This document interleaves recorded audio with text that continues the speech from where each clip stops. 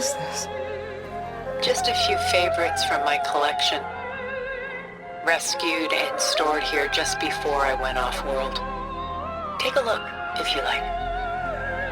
I'm curious to hear your impressions. My friend is dead. Beta and Gaia are gone, and you want me to look at old paintings?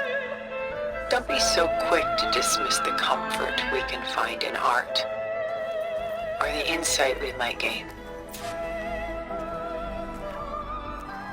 My favorite pairing on the left is Woman Reading a Letter by Vermeer, a true master.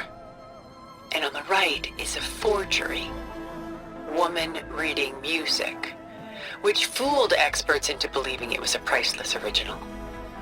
Early in my career, I became fascinated with such deceptions. Eventually, I developed scanning software that could detect fakes with unparalleled accuracy. Is that how you made enough money to buy your way onto the Odyssey? Oh no. I made my real fortune later. Why do you keep the forgery? I've always enjoyed studying the two side by side. Both painters capture light, color, and perspective. But what makes one a masterpiece and the other simply an imitation? The forgery looks... sharper? Good eye. The details are crisp. The contrast bold. It tells us more, and yet we feel less. What's in the letter? Who can say? What does the painting tell you? She's... concerned. Whatever's written in the letter troubles her. A burden she can't put down. Fascinating. Why go through so much effort to make a fake masterpiece? The forger initially painted under his own name, but found little success. His work was considered unremarkable. But when he took on the guise of Vermeer, suddenly it was celebrated as extraordinary. But it was a lie. And he knew it. Sometimes we struggle to glean what is real and imagined, even within ourselves. The irony of these two is that Vermeer died in obscurity. He had no idea his work would become some of the most precious, most copied, most preserved pieces in all history.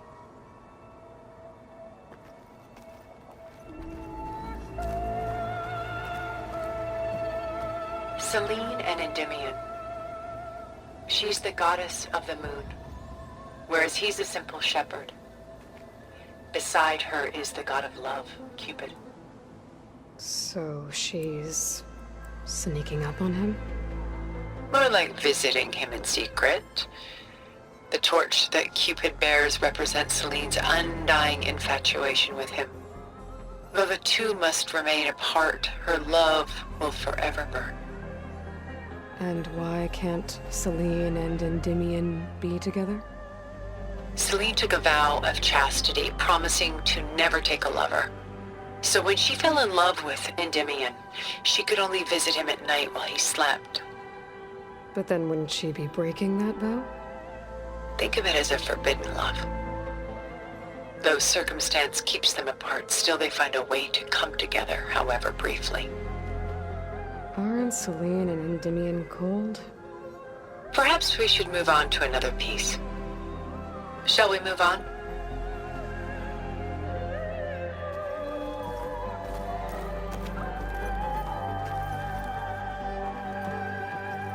This is Rembrandt painting Jeremiah, a man in mourning. Mourning what? His home. The ancient city of Jerusalem. He foresaw its impending doom, but could do nothing to prevent it. So instead, he saved its treasures from destruction, just as I saved these works. You could say we're kindred spirits. About Jeremiah. If he knew his home would be destroyed, why didn't he save the people? Why save those relics? He tried, but no one would listen to his warning, so he saved what he could. But how did he know? He was a prophet. He saw an army invade and destroy the city in a vision. So it's more like he calculated which side would win a battle. What matters is that he was right in the end. If not for him, all those wonders would have been lost forever. At least this way, some part of his world survived. You know what I like the most about this piece? Even though he's the sole survivor, his home in ruins, left with only the remnants of his world. The light keeps the shadows at bay. There's still hope. Precisely. Take as long as you like.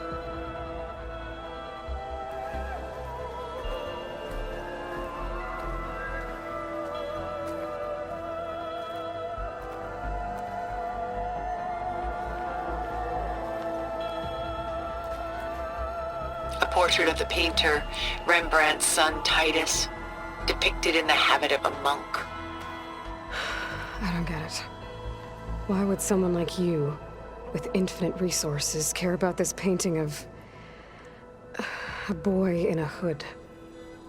It's not the image itself, but the feeling it conveys. The face is bright and defined, but his eyes are downcast, heavy with misfortune. And the background seems to swallow all light. The painting is infused with a sense of loss. I guess I understand how the painter feels. Works of art such as these can often cause us to look inwards at our own lives. I'm sorry about your friend. Had I been able to intervene, I would have. But the risk of losing you as well was too great. Everything went by in a blur. I couldn't get to him. You know, long before holograms and focus recordings, people relied on art to memorialize their loved ones. Because of works like this painting, their lives are immortalized. Rembrandt had 4 children by his wife. All but Titus died shortly after she gave birth to them. She passed not long after that. Titus became the only family Rembrandt had. Which is why he painted him this way. Indeed. Then tragedy struck again. Disease claimed Titus at 26. It's almost as if Rembrandt painted the future, closing in on him. Rembrandt actually painted several portraits of Titus, but this one has always been my favorite. It's honest. What do you mean? In others, Titus was portrayed in brighter, livelier states, but here, Rembrandt allows himself to express his true feelings. Sorrow, fear, hope, love, laid bare on canvas for all time. I see this one resonates deeply with you.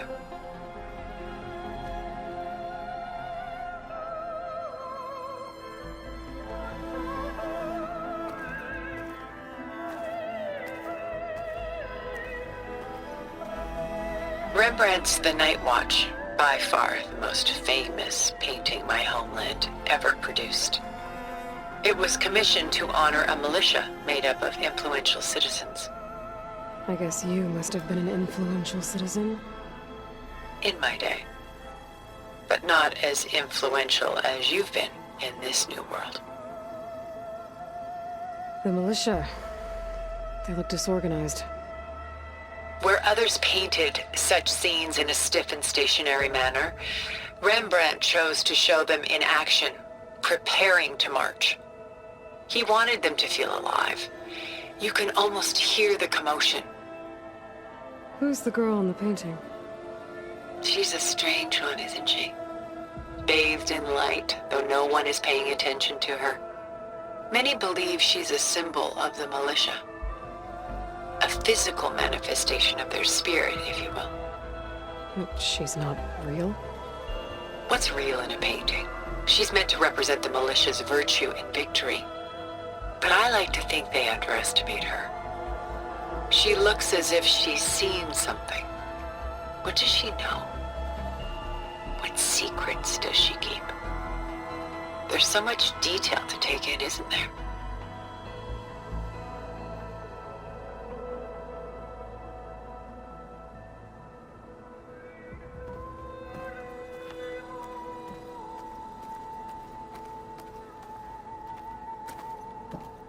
The Gust by Willem van de Velde, the most famous of his many maritime paintings. A ship crossing into the unknown. I guess you're familiar with that. Indeed, which is why I appreciate this composition in particular. Though waves and wind threaten to destroy the ship, it perseveres, clinging to the light even as darkness closes in all around it. Where is the ship going? To a faraway land, most likely. My ancestors used ships like these to explore the world, sometimes at great cost. What were they looking for? Anything of value. They were traders willing to face unknown dangers to make their fortunes. But no matter how far they went, they always turned their sails home. So this Van de Velde only painted ships? It was his specialty. Following in the footsteps of his father, Willem the Elder. The two had quite a journey of their own, taking them all the way to the court of a foreign kingdom. Did they ever come home? No, but eventually their lives worked it. Take your time.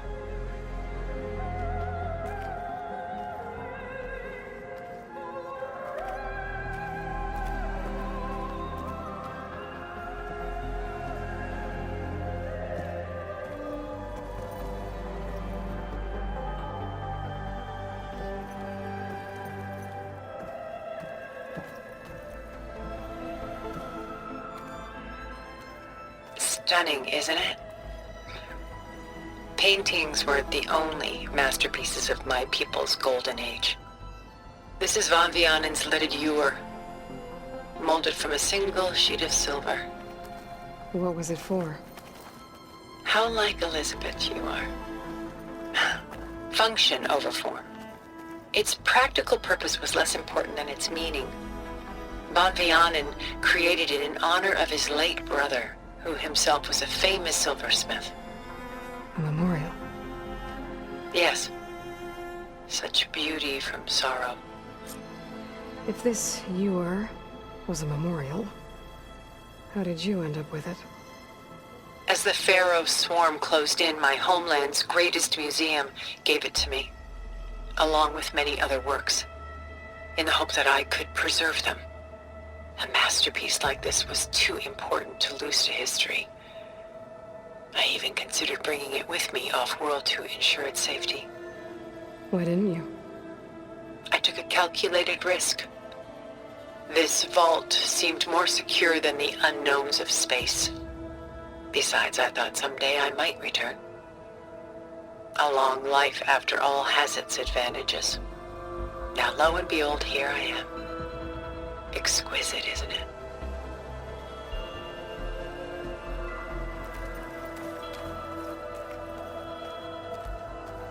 A lot of weight on his shoulders. I should move on.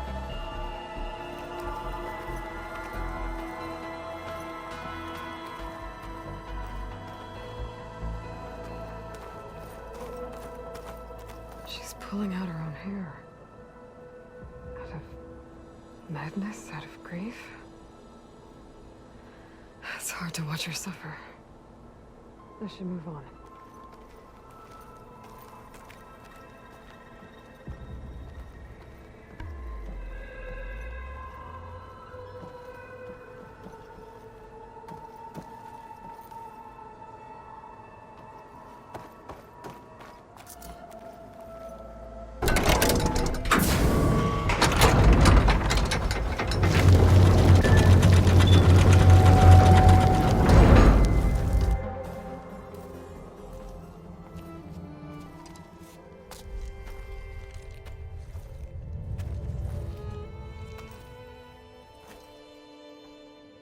There you are.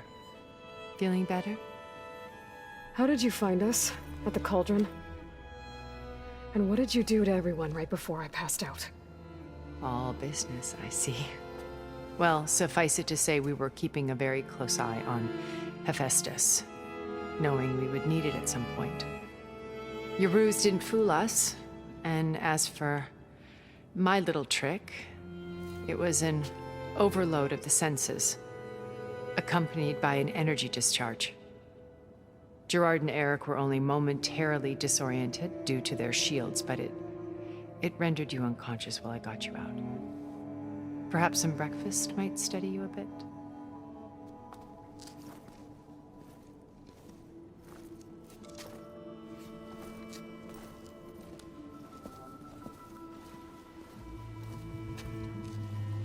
This was your house. The one you recreated for Beta, in the data channel you shared. How perceptive of you. Please, this way. After everything your people have done, you think I'm just gonna sit down and have a chat with you? They're not my people. They never were, and especially not now. You shot off into space with them, and lived with them for 1,000 years before coming back. So what made you suddenly turn on them? Quite simply, this. My old focus. You repaired it? But that means you've seen Incredible things. What you've accomplished in 2 decades of life.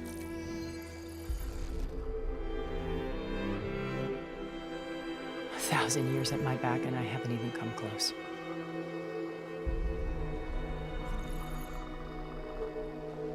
I'm sorry if I invaded your privacy, but I had to. In order to understand. To be enlightened. You truly are Elizabeth's blood. With her drive, her sense of mission, her integrity. Watching all this shamed me for the company that I've kept. Having seen it, all I want is to help you. even if it means stopping your friends? Especially so. Please, sit down.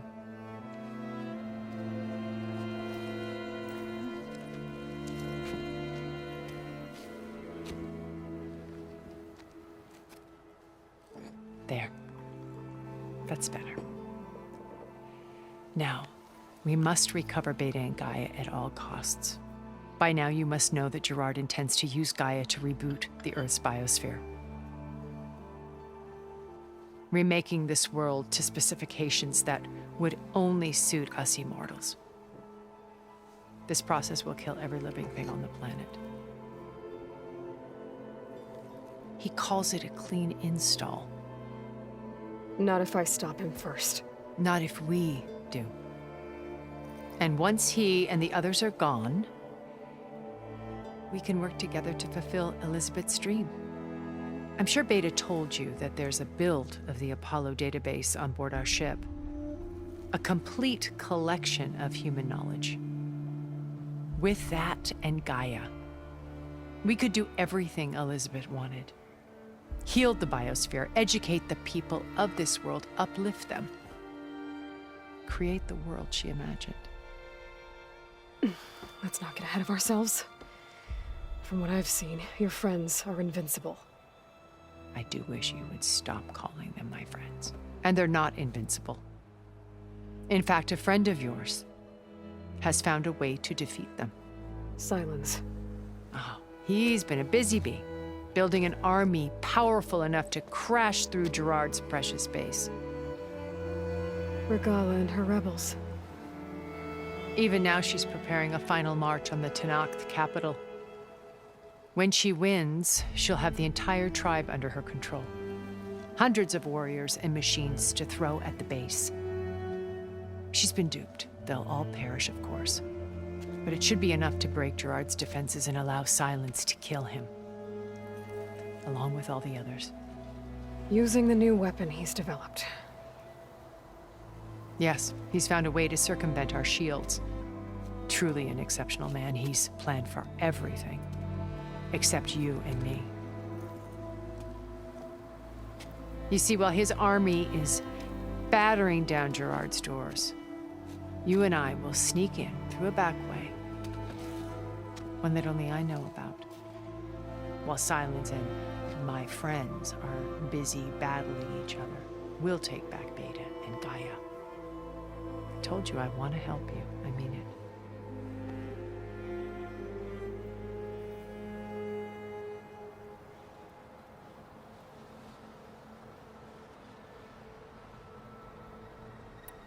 You said Beta is not in urgent danger, so what are the Zeniths doing to her?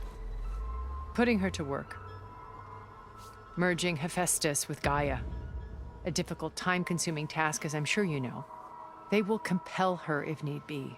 But her life is not in danger. She's the only one who can do it. Because you people made her to be nothing but a tool. Gerard's idea, not mine.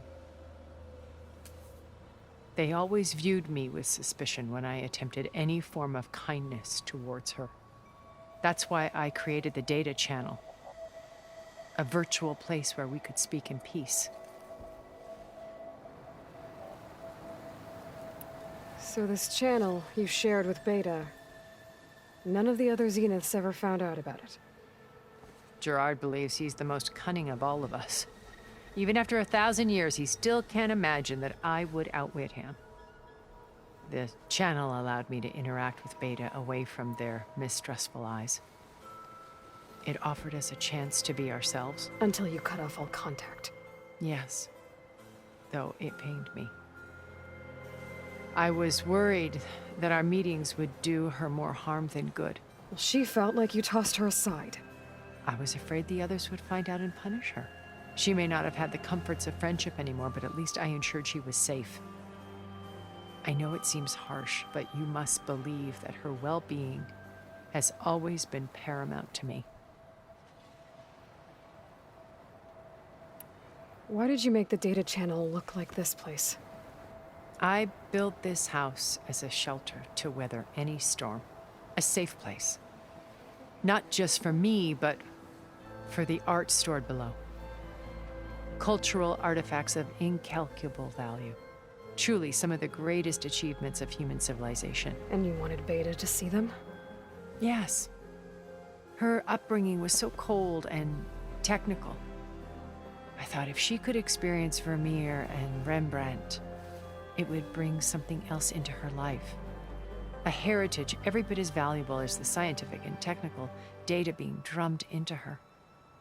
I'm sorry I had to cut off contact, but I'll never regret sharing this house with her. She needed its shelter even more than I did.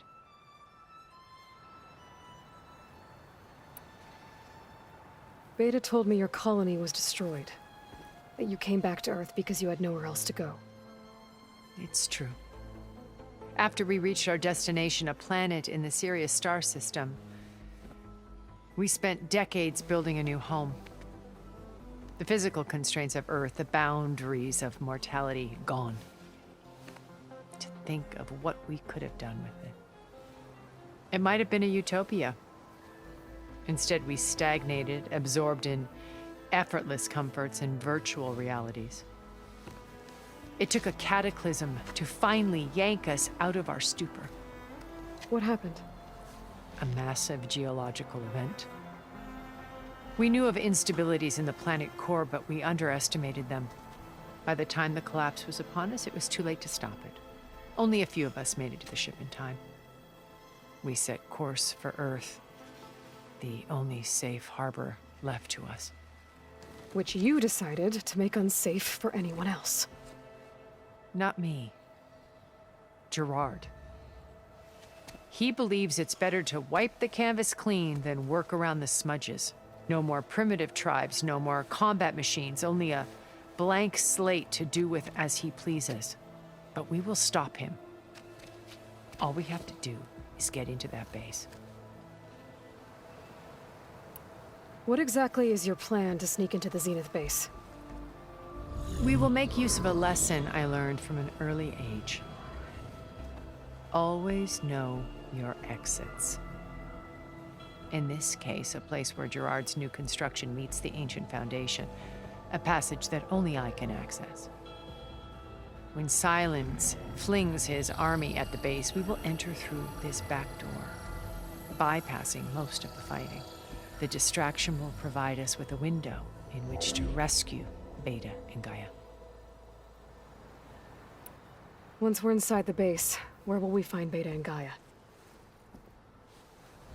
Here in the command center. By then, Gaia will have been reunited with all of its subordinate functions, including Hephaestus. What about the alpha build of Apollo on your ship? A simple matter of recovery once the others have been dealt with. With that in hand, we'll have everything we need to make this world as it should be. How do you know about Silence's plan?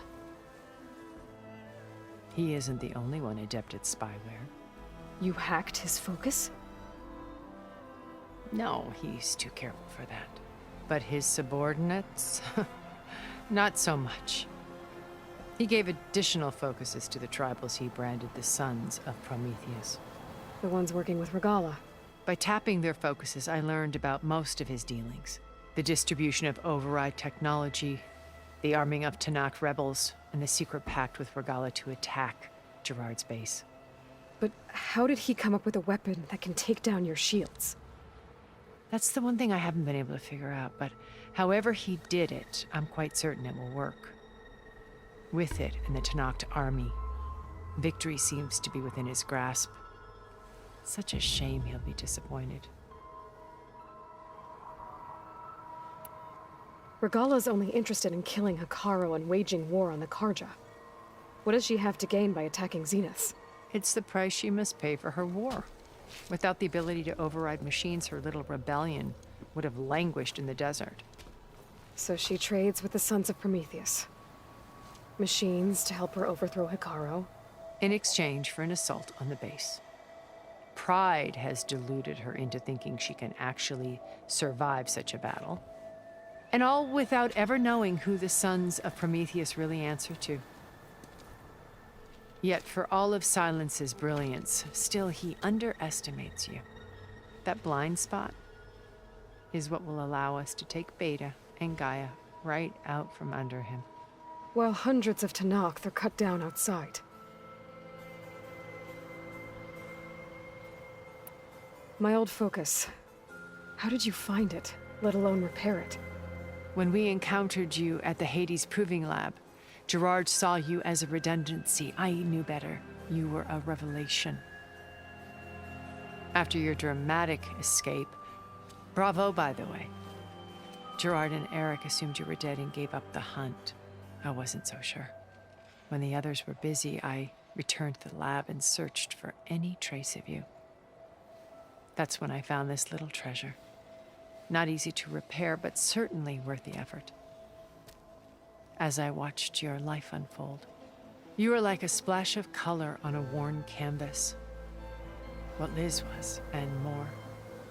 Did you show it to the others? Of course not. It was your actions that inspired me to defy them. It's worth noting that if I hadn't found it and watched its contents, I wouldn't have known to save you at the cauldron. You'd be dead. So I should be grateful? If you like.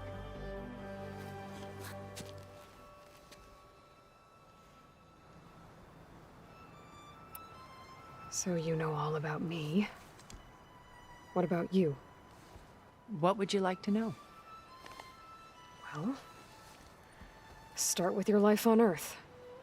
When I was 8, terrorists flooded my home city. Thousands drowned, my parents included. I was one of the few who survived.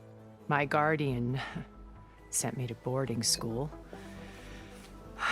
Among my peers, I was the strange girl, the orphan to be avoided.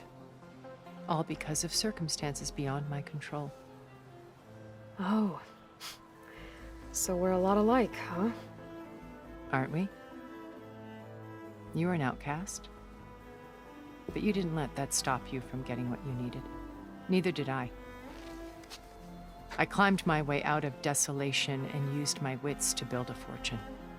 First, from the technical analysis of art and the detection of forgeries. Profitable expertise in those days. But as it turned out, the software I developed was even more useful for counterintelligence. From there, it was only a short step to gathering extremely valuable intelligence on my own. You were a spy? More like a service one could turn to for information. I had to remain anonymous, of course, to protect my privacy. But despite that anonymity, Far Zenith inevitably sought me out. What happened when Far Zenith approached you? They painted an irresistible vision of humanity's future. One where we need not fear illness or death, where we explored the furthest reaches of the stars and thrived. It was only later that I realized that they only intended to bequeath this future to the rich and powerful. By the time I finally figured it out, the walls were closing in, Pharaoh's machines were devouring the Earth. So I accepted Far Zenith's invitation to a berth on the Odyssey. I wanted Liz to come, but she had nobler plans, as you well know.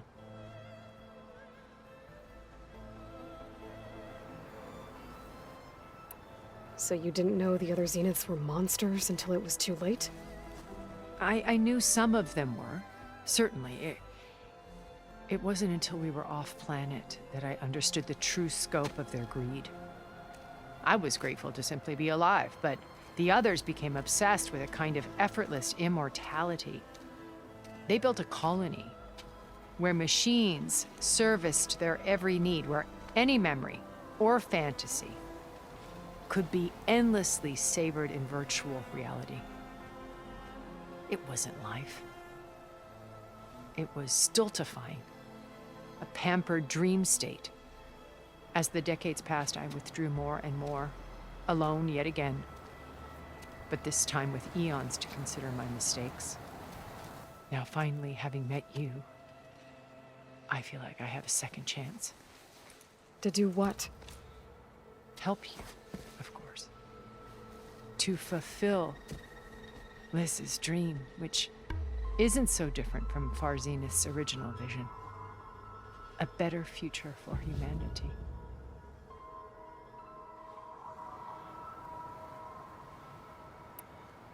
So you knew Elizabeth. What was she like? Liz was everything she was. I see in you. And more. Your ingenuity, your determination, your moral compass. You've managed to distill her greatest qualities and make them your own. I'm not asking about me. Tell me about Elizabeth. What was she really like? The honest answer is that I don't actually know. For all the time that I spent with her, she always kept a part of herself locked away. It was like that from the moment we met.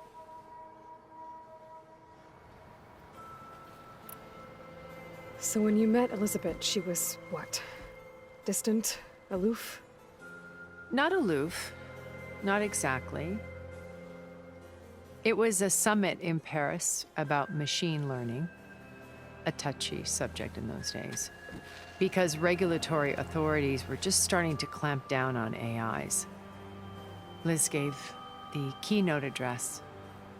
She had already achieved great renown for her work in automated environmental reclamation. But in her address, she was just starting to imagine the next step. An AI-driven system that wouldn't just act on its programming, but actually take responsibility for its sphere of influence. To care about life. Not just follow orders. Revolutionary stuff. I was fascinated. And I wanted to meet her for a long time. I watched her after her talk. She had spoken with such moral authority, such empathy.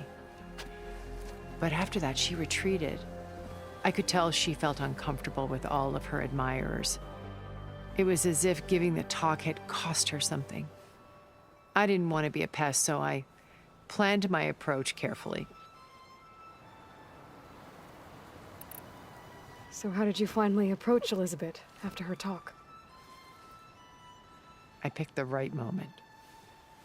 The morning of the next day, right as she came back to the conference, she had just had her coffee. She was fresh, rested. It was like she had braced herself for the onslaught of colleagues. I asked if I could walk with her, then put forth a question about her talk that I thought was intelligent. Her answer made me realize it wasn't, but she was very welcoming. Almost as if we were previously acquainted. It was only halfway through the conversation that I realized she knew exactly who I was. It was quite a shock to me. My business was trafficking in secrets, and I took great pains to protect my anonymity. So that was Liz, perpetually one step ahead. I came to view our meeting as a metaphor for our friendship. She always seemed to know me far better than I knew her. I guess I know the feeling.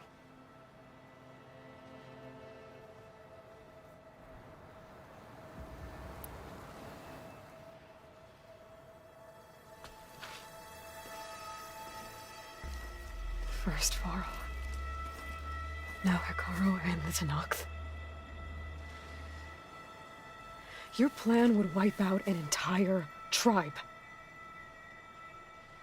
There has to be another way.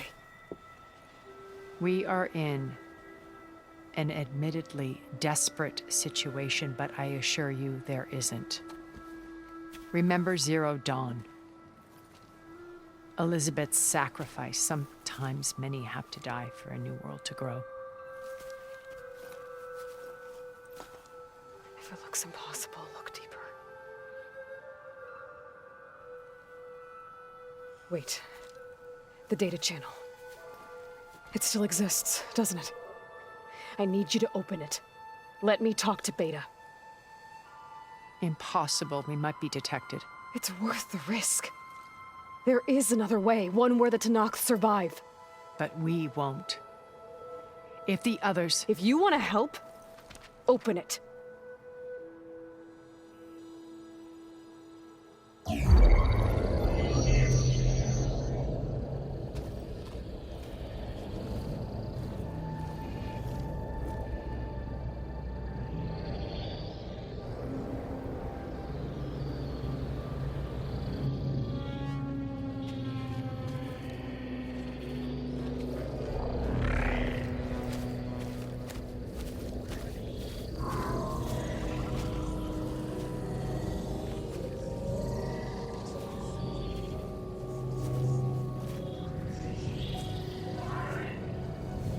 What are they doing to her?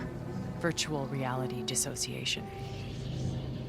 The manual merge of Hephaestus will take hours upon hours of tedious micromanagement. If she resists the work, they run simulations to induce feelings of isolation and despair. Beta, can you hear me?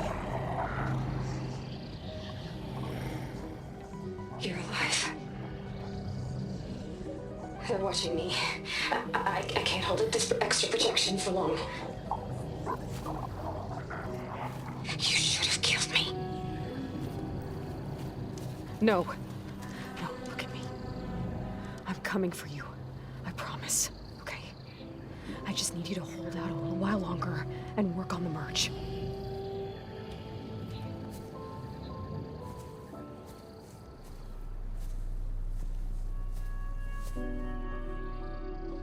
Then I think it can be done.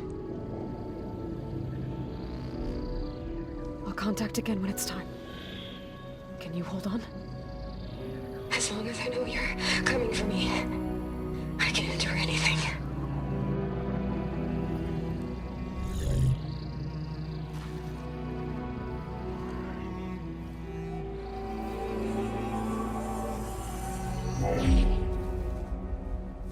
All right. I did as you asked. Now I think you need to tell me what you're planning. I'm going to take Silent's army away. I don't need it.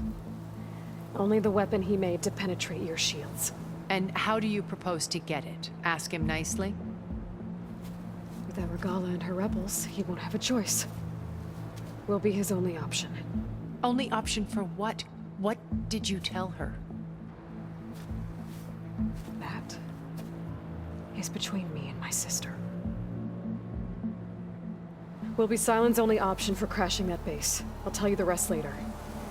But first, there are a couple of things I have to do. Oh. And what are those? Lay my friend to rest. And then I'm going to use the override that Beta gave me at Gemini to put an end to Regala's rebellion. From the air. Wait. Since you insist on doing things your way, I know of something that will truly help you make a grand entrance with the Tenakth. The ancient Horus Titans still possess electromagnetic energy cells as part of their arsenal. Drop one of those on Regala's army and they'll receive quite a surprise.